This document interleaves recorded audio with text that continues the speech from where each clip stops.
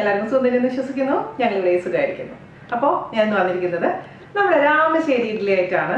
രാമശ്ശേരി ഇഡ്ഡലി എത്ര പേര് കഴിച്ചിട്ടുണ്ട്? ടു ബി വെരി ഫ്രാങ്ക്, ഞാൻ കഴിച്ചിട്ടില്ല ഇതുവരെ.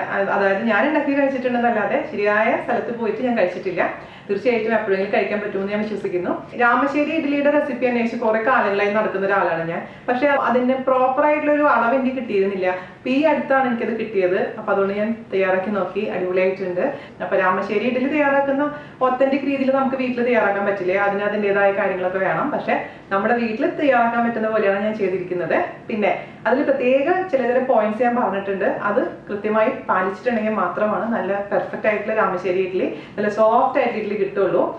പിന്നെ ഫെർമെന്റേഷൻ ടൈം 12 മണിക്കൂറൊന്നും അല്ല, അത് നന്നായിട്ട് പുളിക്കുന്നത് വരെ നിങ്ങൾ ഫെർമെന്റ് ചെയ്യുക. അതായത് ഓരോ സ്ഥലത്തെ ടെമ്പറേച്ചർ അനുസരിച്ച്, കാലാവസ്ഥ അനുസരിച്ച് അതിന്റെ ടൈമിൽ മാറ്റം വരും.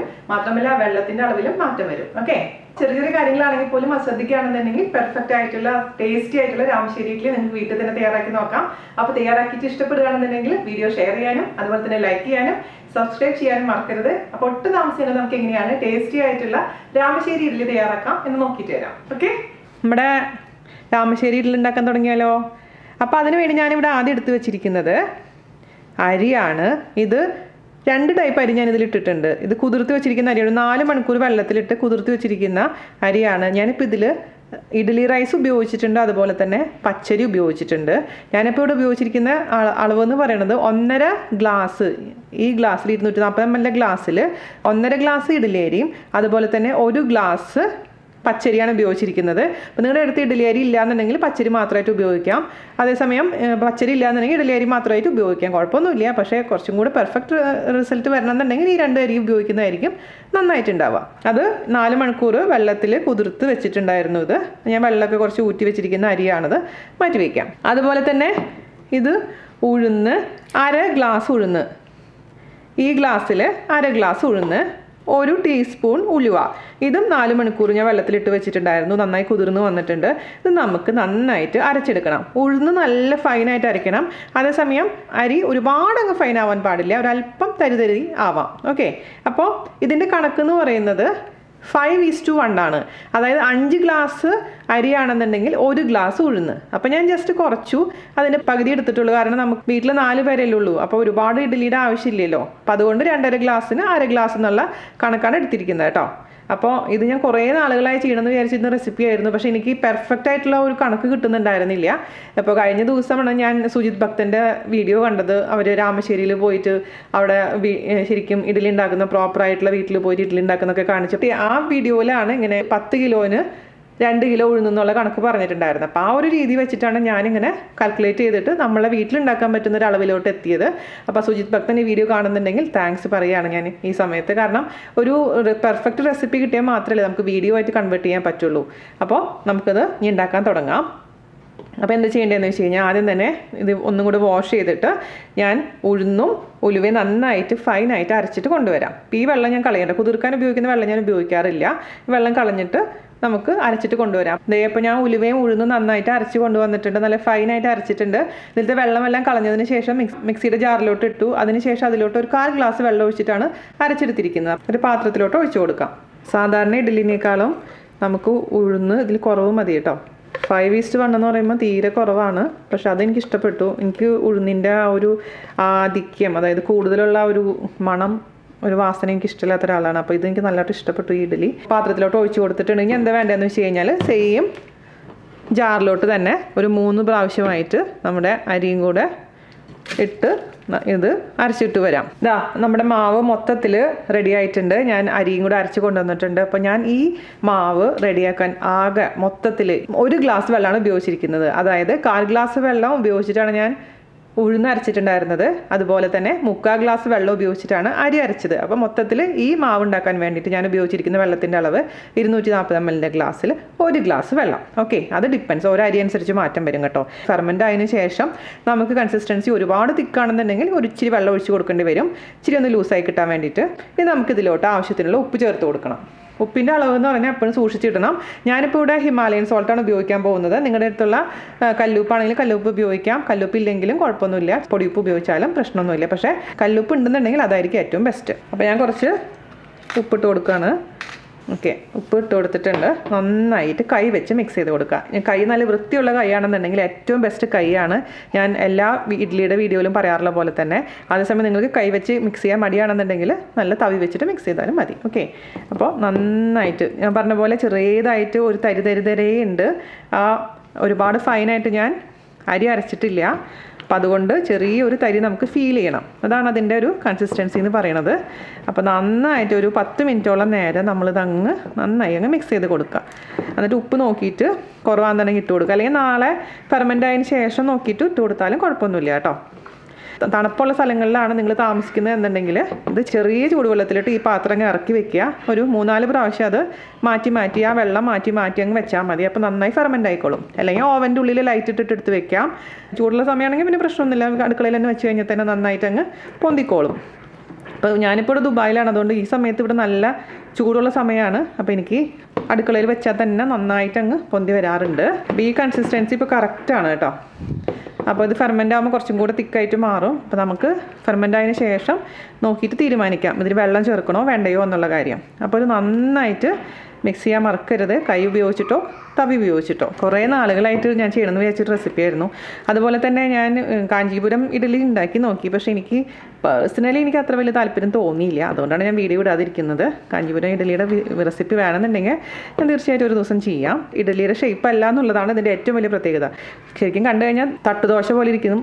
പക്ഷേ ടേസ്റ്റ് വൈസ് ഇഡ്ഡലിയാണ്, നമ്മൾ സ്റ്റീം ചെയ്തെടുക്കുന്നതാണ്. പിന്നെ അത് ചെയ്യുന്നത് പ്രത്യേക രീതിയിലാണ്.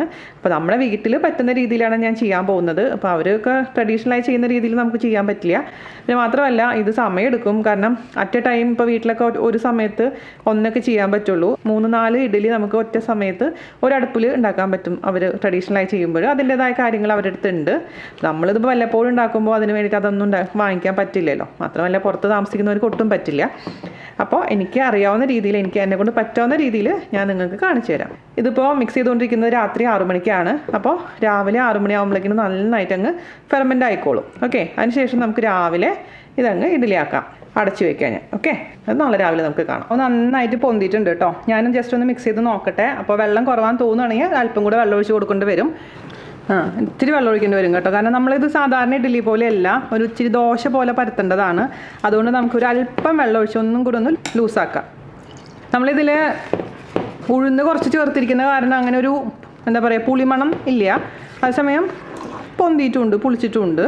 ഈ ഒരു കൺസിസ്റ്റൻസി കേട്ടോ. കയ്യിൽ നിന്ന് ഇങ്ങനെ ഒഴിക്കുമ്പോൾ താഴോട്ട് വീഴണം. ആ ഒരു കൺസിസ്റ്റൻസി. ഒരുപാട് തിക്കാവാൻ പാടില്ല, ഒരുപാട് ലൂസാവാനും പാടില്ല. ഇനി ഇതിൻ്റെ ഉപ്പ് ഞാൻ നോക്കട്ടെ. ഉപ്പ് കുറവാന്ന് തോന്നുകയാണെങ്കിൽ അല്പം കൂടി ഉപ്പിട്ട് കൊടുക്കണം. അല്പം കൂടെ ആവാം.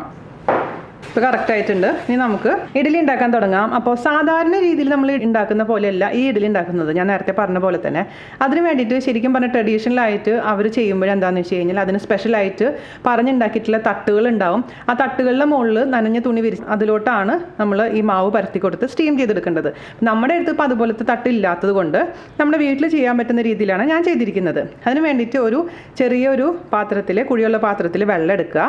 അതിൻ്റെ മേലെ ഞാനിപ്പോൾ ഉപയോഗിക്കാൻ പോകുന്നത് അരിപ്പില്ലേ, അരിപ്പയുടെ തട്ട് വെച്ച് കൊടുത്തിരിക്കണം. അപ്പോൾ ആവി വരുമ്പോൾ ഈ അരിപ്പയുടെ ചെറിയ സുഷിരങ്ങളുടെ മേലെ കൂടെ ആവി വരികയും മേലെയുള്ള നമ്മുടെ ഇഡ്ഡലി കുക്കാവുകയും ചെയ്യും. അതാണ് അതിൻ്റെ പ്രിൻസിപ്പിൾ. അപ്പോൾ ഇത് ജസ്റ്റ് ഇതിൽ ഇഡ്ഡലി മാവ് ഒഴിച്ചു കൊടുത്ത ശേഷം ഇതങ്ങ് അടച്ചു വെക്കുക. അപ്പോൾ ആ ആവിയിലങ്ങ് വേവും. അതേസമയം ഇപ്പം നിങ്ങൾക്ക് ഇതൊന്നും ഇല്ലാന്നുണ്ടെങ്കിൽ സാധാരണ രീതിയിൽ ഇഡ്ഡലി ഉണ്ടാക്കാം. ഇഡ്ഡലി തട്ടിൽ, കുഴിയുള്ള തട്ടിൽ വെച്ചിട്ട് ഉണ്ടാക്കാവുന്നതേ ഉള്ളൂ. പക്ഷേ രാമശ്ശേരി ഇഡ്ഡലി എന്ന് പറഞ്ഞു കഴിഞ്ഞാൽ ആ ഷേപ്പിനാണ് ഇമ്പോർട്ടൻസ്. അപ്പോൾ നമുക്ക് ഇതിപ്പോൾ എന്താ സംഭവം എന്നറിയോ? ഇത് ഞാൻ ഇങ്ങനെ മൂടി വയ്ക്കാൻ വേണ്ടി വാങ്ങിച്ചിട്ടുള്ള ഒരു അരിപ്പ പോലൊരു സംഭവമായിരുന്നു. ഇതിൻ്റെ മുകളിലൊരു നോബ് ഉണ്ട്. ആ നോബ് ഞാൻ ഇളക്കി കളഞ്ഞിട്ടുണ്ടായിരുന്നു.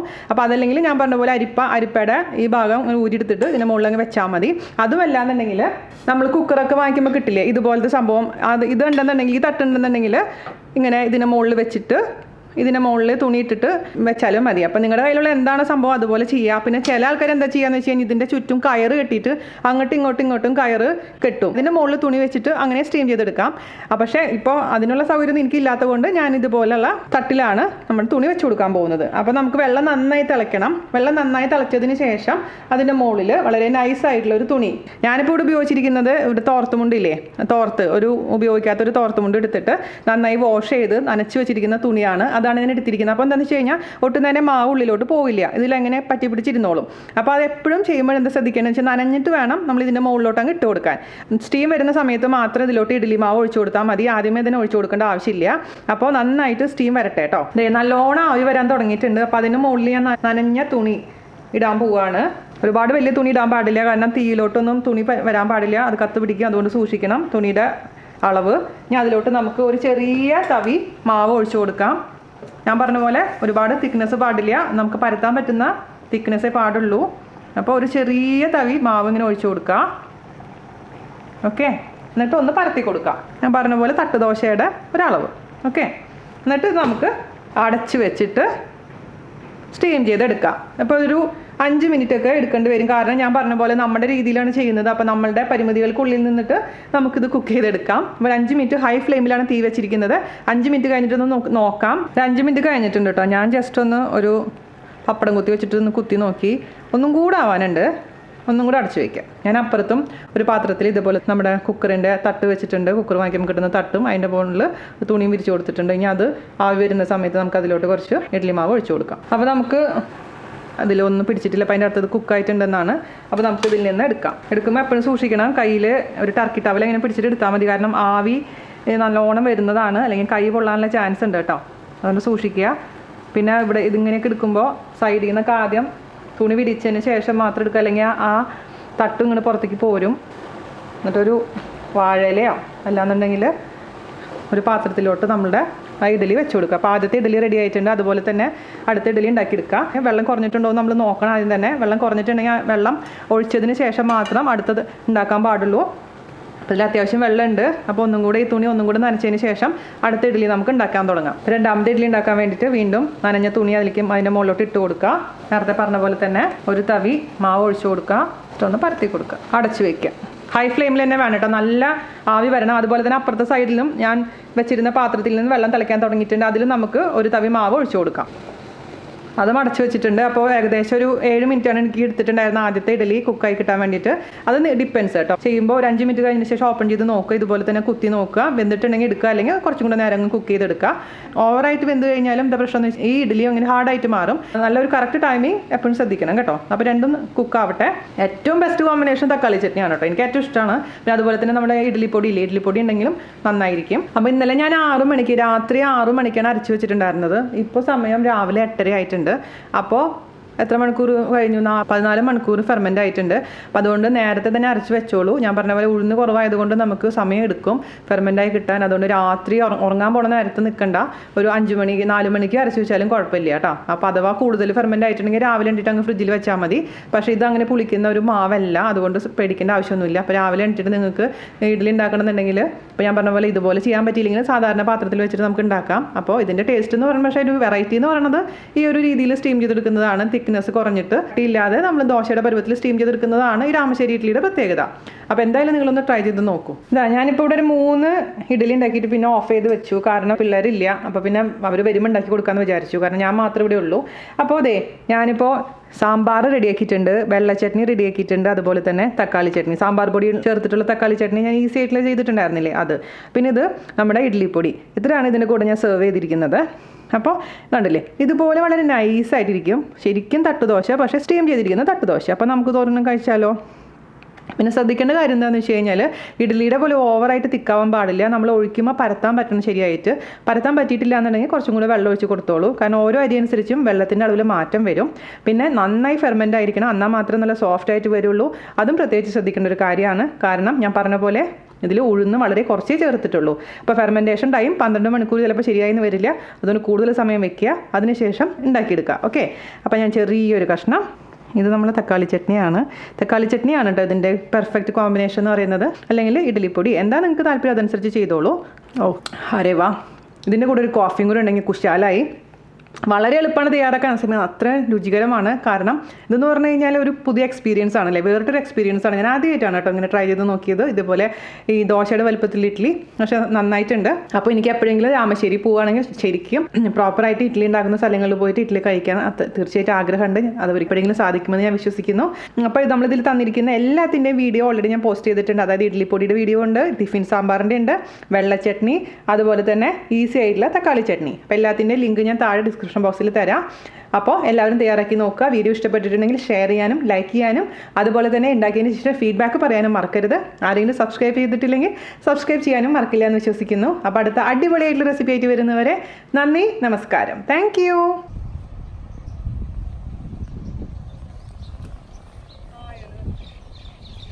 രാവിലെ വന്നിട്ട് കായ പറക്കല്, പഴം പറക്കലൊക്കെ നല്ല സ്ഥലമല്ലേ ഇത്. നാട്ടിൽ പോലും ഇപ്പം ഇങ്ങനത്തെ സ്ഥലങ്ങൾ കാണാനില്ല എന്നുള്ളതാണ് നമ്മുടെ സിലിക്കൺ ഓയസിന്റെ ഒരു ഗുണമാണ് കേട്ടോ. ദുബായിൽ എല്ലാ സ്ഥലം ഇങ്ങനെയൊന്നും അല്ല, നല്ല പച്ചപ്പുള്ള സ്ഥലമാണ്. മിക്കവാറും എല്ലാവരും സിലിക്കൺ ഓയസിൽ താമസം മാറ്റുമോ നാൻസി? കുറെ ഫ്ലാറ്റുകൾ പൊന്തുന്നുണ്ട്, കുറെ വില്ലകൾ വരുന്നുണ്ട്. ബാക്കിലൊക്കെ നിറച്ച് വില്ലകളാണ്. ഞങ്ങളൊരു ദിവസം നല്ല ദിവസമായിട്ട് തുടങ്ങുകയാണ്. നിറച്ച് കിളികളാണ് ഇവിടെ. കിളികളെ കാണാനേ വരുന്നത്.